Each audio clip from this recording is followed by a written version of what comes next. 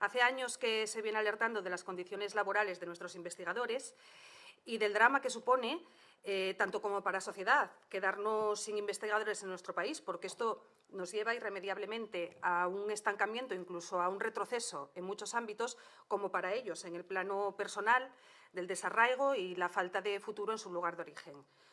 Esto impide que el potencial de transformación social que ellos suponen revierta en nuestras universidades, centros de investigación y hospitales públicos, entre otras muchas cuestiones. Haciendo oídos sordos a todos estos razonamientos, que bajo mi criterio son perfectamente sensatos, hace unos meses el Gobierno del PP, y con absoluta premeditación, da una vuelta de tuerca más a este colectivo y, por lo tanto, a toda la sociedad, y de golpe y porrazo y sin avisar, y además con efecto retroactivo, convierte los contratos de obra y servicio en contratos en prácticas para estos trabajadores. Claro, para que así dejen de tener derecho a una indemnización al finalizar, evitar que puedan reclamar el ser indefinidos y ya de paso que no tengan tarjeta sanitaria europea. Lo raro es que a día de hoy alguno de ellos quisiera seguir trabajando en España. Efectivamente, el Gobierno después rectificó la medida, pero pone de manifiesto y deja claras sus intenciones para cuando las puedan perpetrar ya cómodamente. Cada vez se nos aleja más la posibilidad de conseguir un sistema productivo basado en la ciencia y en el conocimiento.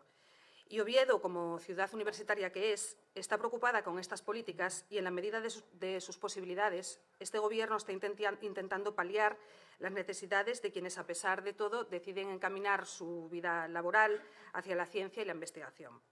Este año el Ayuntamiento de Oviedo, en un acuerdo con la universidad, va a becar a 238 jóvenes, pero no es suficiente. Se necesita impulsar el retorno de quienes se han visto obligados a salir de nuestro país, que no lo han hecho por espíritu aventurero, sino en contra de su voluntad,